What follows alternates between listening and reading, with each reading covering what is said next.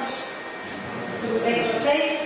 Nós vamos falar um pouquinho sobre um tema bastante interessante, que é olho por olho, dente por dente. Esse tema ele é necessário falar porque, na verdade, nós ainda temos um grande problema com o retorno que a gente dá para os outros em relação ao que eles fazem para nós. Mas nós não vamos falar especificamente de vingança, nós vamos falar de um contexto assim, um pouco mais aberto, para entender por que isso acontece também, né? Mas é bom a gente voltar um pouquinho no tempo.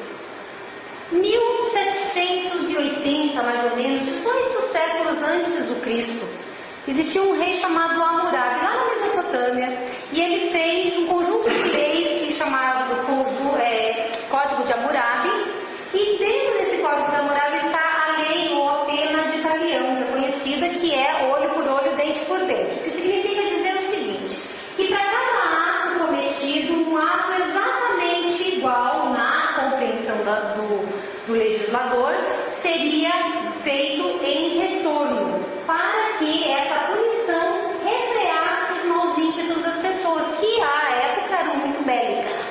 Ok, para vocês terem uma ideia de como a coisa acontecia, nesse Código de Hammurabi, ele diz assim, lá por exemplo, na lei 196, se alguém arranca o olho a um outro, se lhe deverá arrancar o olho. No 197, se ele quebra o osso a um outro, se lhe deverá quebrar o osso. Na 200, se alguém parte os dentes de um outro de igual condição, deverá ter partidos os seus dentes. Então, o Código de Hammurabi, ele vem dizendo o seguinte, o que você fez para alguém exatamente igual será feito a você. Isso refreava, de certo modo deveria refrear, o impulso daquele que comete o mal. Chega Moisés, 1300 anos antes de Cristo, ou seja, mais ou menos 500 anos depois do Hammurabi, e chega lá nos 5 primeiros livros da Bíblia, que se chamam a Torá. Esses aqui eu cito 3 dos livros de Moisés. Ele diz o seguinte, mas se houver morte, então darás vida por vida, olho por olho, dente por dente, mão por mão, pé por pé. Isso está em Êxodo. Lá em Levítico ele diz, quando também alguém desfigurar o seu próximo, como ele fez, assim lhe será feito, quebradura por quebradura, olho por olho, dente por dente. Como ele tiver desfigurado algum homem, assim se lhe fará. E lá em Deuteronômio, o teu olho não perdoará, vida por vida, olho por olho, dente por dente, mão por mão, pé por pé. Vocês podem observar então que Moisés se fundamenta na lei ou na pena de talião que é escrita pelo rei Hammurabi. E eu não me recordo para citar, mas eu sei que existe, o próprio Hammurabi também já utilizou essa mesma lei de um outro que já existia, de um outro rei, de um outro legislador que já existia. Então essa lei aqui não é novidade nenhuma, não foi Moisés que inventou a pena de talião e provavelmente não tenha sido o Hammurabi que inventou a pena de talião. Era o que existia na época de Jesus. Ela fazia o quê? Com que essa vingança que acontecia evitasse com que o outro agredisse. Mas começou a ser usada não como uma forma de legislar no sentido de refrear o crime, de refrear o erro. Começou a ser usada como essa vingança que eu cito e que diz o seguinte, se você me fizer, eu te dou troco proporcional. Para quem trabalha em mediúnico, normalmente quando escuta as comunicações mediúnicas dos espíritos que são muito endurecidos, que são sofredores, normalmente ele fala, eu estou perseguindo o fulano porque ele me fez mal. Ele merece. Não é nada mais, nada menos do que um indício da sua imperfeição moral traduzida no olho por olho, dente por dente. Ele me feriu, em vez de eu perdoar, eu firo igual. Ou pior, isso não acontece só com os espíritos, nós fazemos assim. Esse é o nosso problema. Aí chega Jesus e fala assim, tendes ouvido o que foi dito? Quem disse? Moisés, na muralha, a história dizia, olho por olho, dente por dente. Eu, porém, vos digo, não resistais ao mal.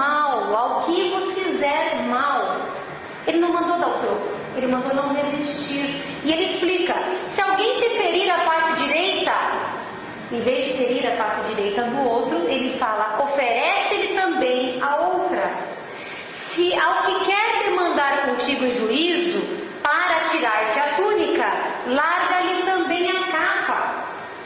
Se qualquer um te obrigar a caminhar com ele 1000 passos, vai com ele ainda mais outros 2000.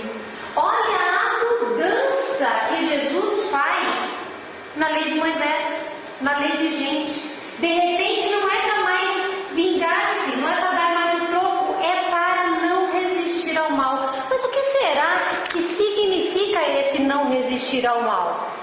Existe uma lenda hindu, que é a lenda da serpente do santo, e essa lenda está escrita no livro do André Luiz com Chico Xavier, Os Mensageiros.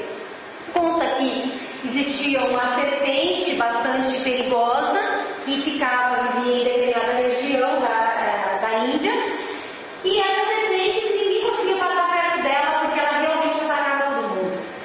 O que acontece? Passa um santo homem, segundo as palavras do livro Mensageiros, esse sábio, ele passa contando com a proteção de Deus, porque ele tem que atravessar aquele deserto, e ele, quando chega perto da serpente, a serpente o ataca. E aí ele diz: minha irmã, não é esse o objetivo da vida, não fazer o mal está correto.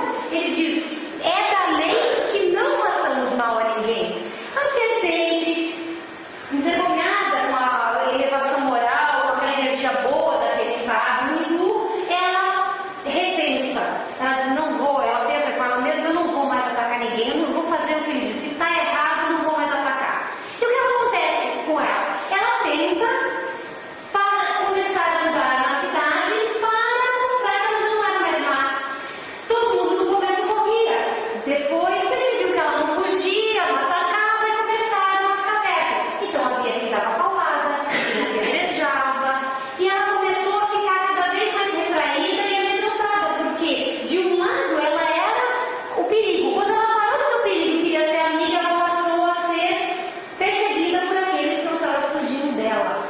Então havia um troco que se dava a ela. O que acontece? Passa um tempo, ela se esconde, não mais vai tentar contato com os humanos, e aí volta ao sábio hindu, e passando pelo mesmo lugar, ela encontra toda encolhidinha, assustada no canto, e ele pergunta o que aconteceu, e ela diz: olha, quando você falou comigo, eu me arrependi, eu quis mudar, eu procurei contato com os humanos, só que o que aconteceu foi que começaram todos a me maltratar, a me pisar, a me apedrejar. E aí agora eu tenho medo de sair. Bom, o sábio pensa e diz a ela: minha irmã, você compreendeu tudo errado. Porque na verdade, quando eu te disse para não atacar, eu disse para você não cometer assassínio, para você não ser agressivo, para não ser agressiva, para você não fazer o mal. Mas nunca te disse que não era para defender a obra de Deus. Qual é a obra de Deus? Ela tinha um papel dentro da condição de serpente dela. Para ela, ele diz inclusive no texto assim: defende a tua cooperação na obra do Senhor, não mordas nem firas, mas é preciso manter o perverso à distância, mostrando-lhe os teus dentes e emitindo teus silvos. O texto diz isso, e aí a gente recorda do que Jesus disse: não resistais ao mal. Será que não resistir ao mal é submeter-se ao mal? Ou é não reagir ao mal como olho por olho, dente por dente, num sistema de vingança e de crueldade? Nós temos a obrigação de nos defender do mal, nós temos a obrigação da prevenção, dos cuidados conosco, tanto na questão material, física, e também na questão espiritual. Não é por menos, por exemplo, que em relação ao espiritual nós oramos, fazemos evangelho no lar, tentamos sintonizar com Deus. Isso é uma forma de nos defender do mal, das obsessões, das influenciações espirituais negativas, por exemplo. Quando a gente diz que não quer andar com alguém que seja uma pessoa que, entre aspas, seja má companhia, na verdade nós não estamos querendo o mal dessa pessoa, nós não queremos que o mal dela venha para nós. Não quer dizer que não possamos ajudá-la de outra forma.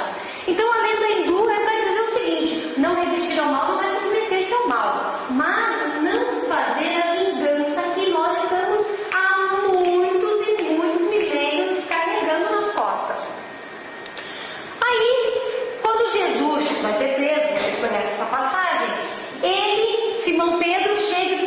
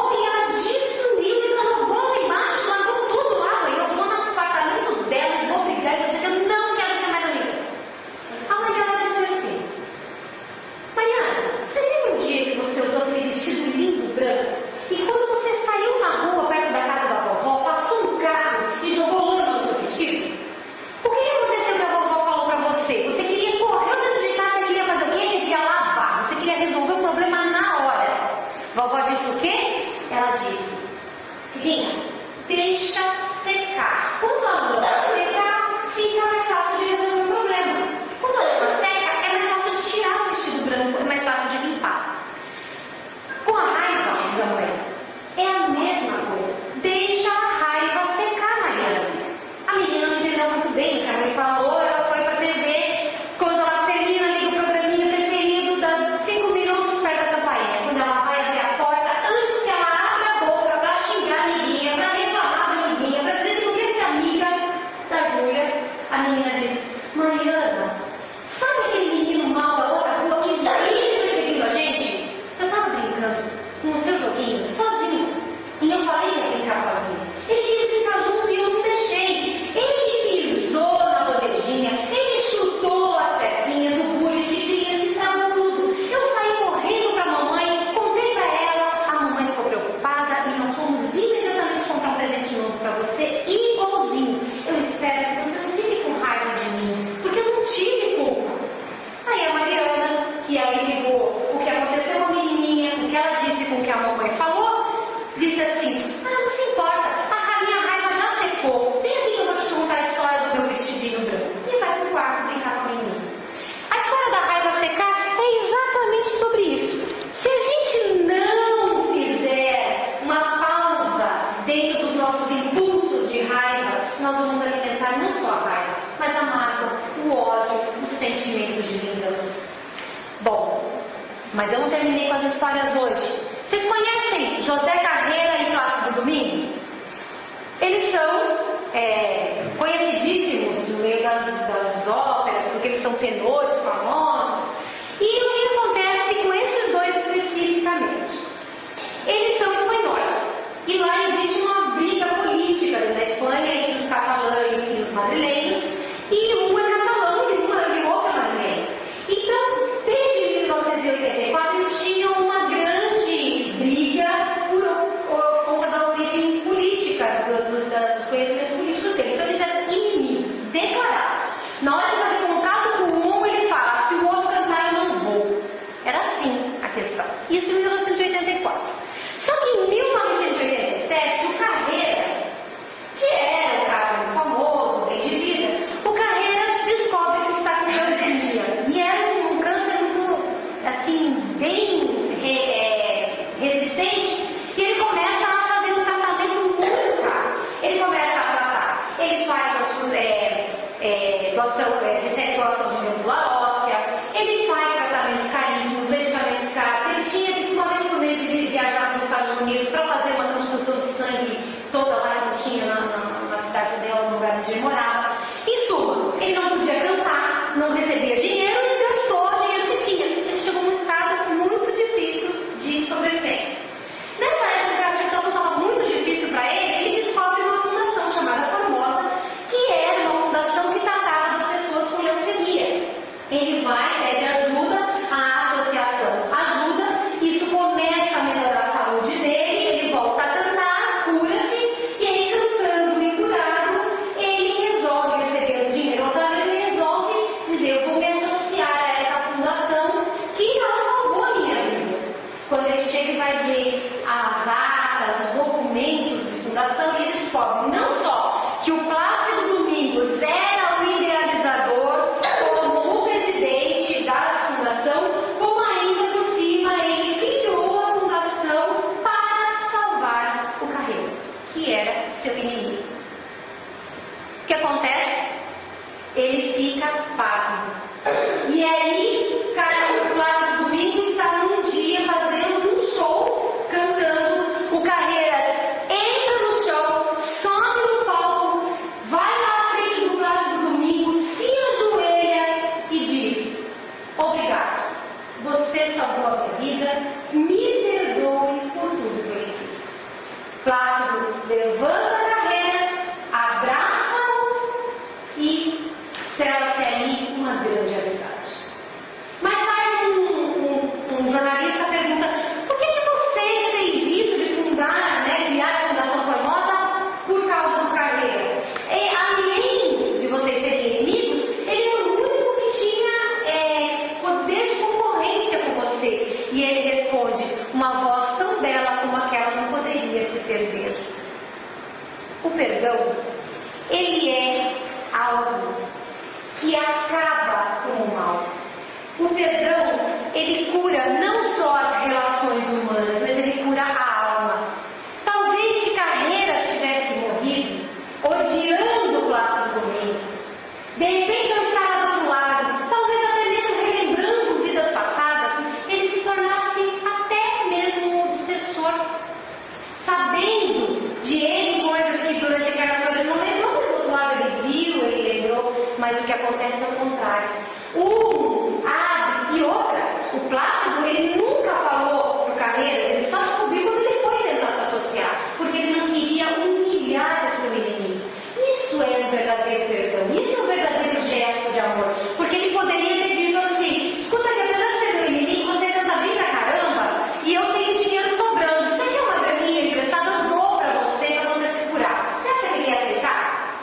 Não, ele preferia morrer, provavelmente, como muitos de nós preferimos morrer a aceitar uma caridade, entre aspas, desse jeito. Mas ele fez tudo certo e hoje são amigos. Quer dizer, hoje eu não sei, porque eu não sei nem se eu verifiquei se os dois estão vivos, eu não me recordo.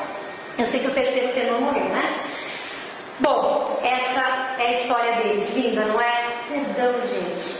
Responde muito melhor em relação à vida, em relação ao problema com o outro, do que a vingança, do que o olho por olho, dente por dente. Lá em Romanos, Paulo diz assim: porque nem mesmo compreendo o meu próprio modo de agir, pois não faço o que prefiro, e sim o que detesto.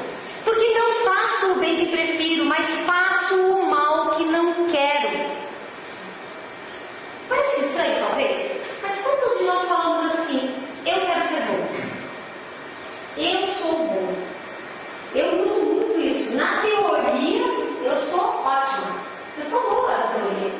E na prática? Porque eu não faço o bem que eu prefiro, mas eu faço muitas vezes o mal que eu não quero. E isso acontece com todos nós. Nós ainda temos imperfeições que nós não controlamos, que nós não lutamos com elas adequadamente, e elas nos fazem agir como nós não acreditamos mais, como nós não queremos mais, mas como nós ainda fazemos. Porque a evolução, o progresso exige tempo, exige maturidade, exige esforço. Então Paulo falou isso lá depois de uns anos, depois de Jesus, sei lá, 60 anos depois de Jesus, mais ou menos, ele falou isso. E todo mundo sabe que Paulo foi um dos maiores, sem ter conhecido Jesus em vida, foi um dos maiores apóstolos de Jesus. Cristão, depois que descobriu a fé em Cristo, porque antes ele apedrejava cristão, ele descobriu, aí ele fez assim a divulgação do cristianismo de uma forma maravilhosa, mas ele admitia que ele não fazia o bem que ele queria, que ele sabia que era certo, que ele tinha como teoria, e ainda fazia o mal. O que acontece com isso em relação a esse tema que nós estamos falando? Nós precisamos nos esforçar, nós precisamos trabalhar, nós temos as imperfeições, não adianta fingir que não temos. Aí eu recebi da minha amiga Bárbara esse texto ontem, que é da carroça das abóboras. Como é que vai caber carroça e abóbora dentro do tema vingança ao por dentro por dentro? O que acontece é o seguinte: o cara lá que dirigia a carroça, vamos trazer para os tempos modernos, dirigia a carroça, pilotava a carroça, ele queria ser uma banha da vida com mania de perfeccionismo, ele queria as abóboras todas certinhas lá na carroça, ele arrumou tudo bonitinho, encaixou uma por uma, tudo perfeito. Saía pelas estradas. Só que a estrada tem buraco, não eram as estradas nossas aqui brasileiras, eram mais antigas, sem asfalto. Tinha buraco, tinha pedra, tinha relevo. Toda vez que a carroça dava um solavanco, lá se vai a abóbora, pula, fica bagunçado. Ele parava a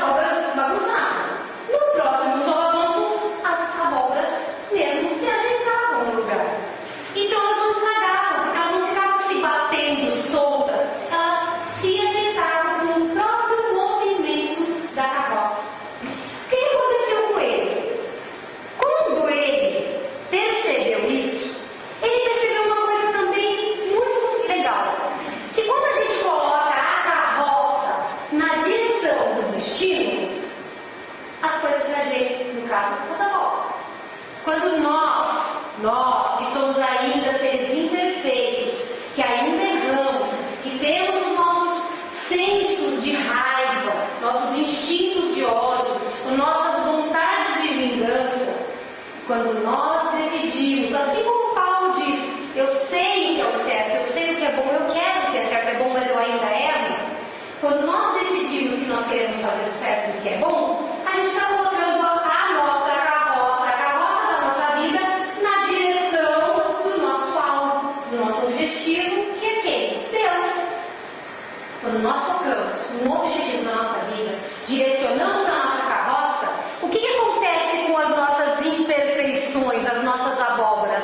Elas vão ter hora, elas vão pular nos solavancos da vida. Mas se nós mantivermos o foco, se nós mantivermos o esforço, se nós tivermos os nossos olhos lá no objetivo final, a própria vida vai se encarregar de colocar as abóboras no lugar, vai se encarregar de fazer com que as nossas imperfeições sejam substituídas, ajeitadas e colocadas no lugar para se tornarem virtudes.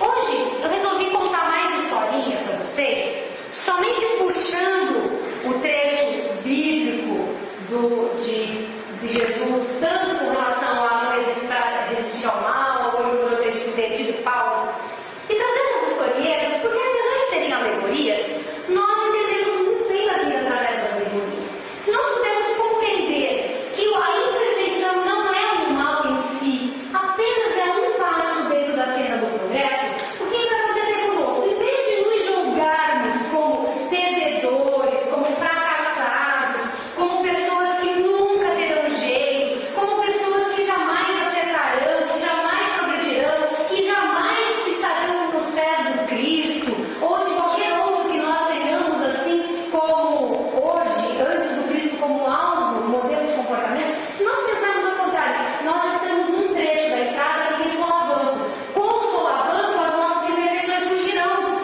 O que nós temos que fazer? Tem que deixar a raiva secar, tem que perdoar, tem que saber como não resistir ao mal sem que ao mesmo tempo nós nos submetamos a ele, e tem que saber que precisa ter foco, ter alvo, ter objetivo, que nós estamos na estrada, não dá para ficar parado, sentado esperando, não dá para ficar sofrendo porque as abóboras pulam, a nossa vida está esperando nós tomarmos conta dela e fazermos caminhar, fazermos seguir adiante. Então o nosso objetivo hoje não é privilegiar a vingança, privilegiar o olho por olho, privilegiar as nossas imperfeições, mas entender que elas fazem parte de um processo, e exatamente por nós estarmos nesse momento de consciência deste processo é que a gente está progredindo.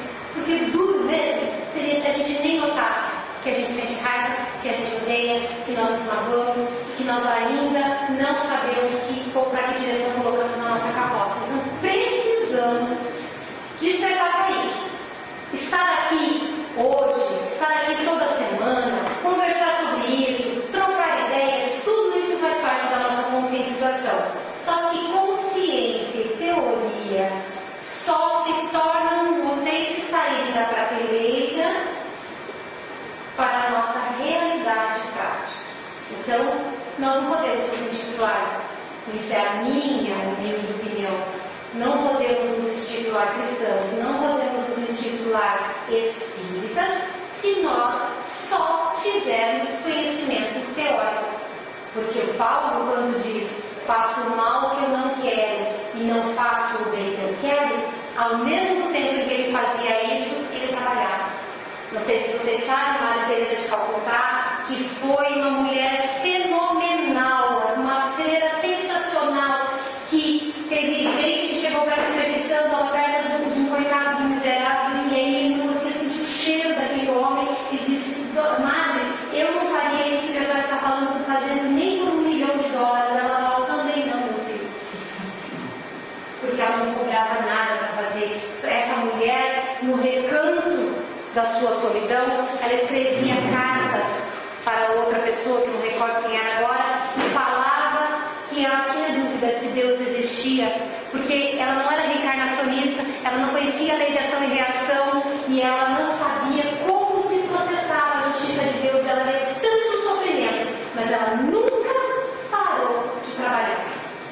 E aí, vocês acham que vai estar longe para o céu. Certo? Então, gente, botar as abóboras na carroça, virar a carroça na direção e vamos lembrar das outras historinhas que eu contei hoje, para que nós saímos daqui um tanto quanto melhores, um tanto quanto mais fortalecidos, porque nós temos muito potencial. A gente só precisa saber estar usando.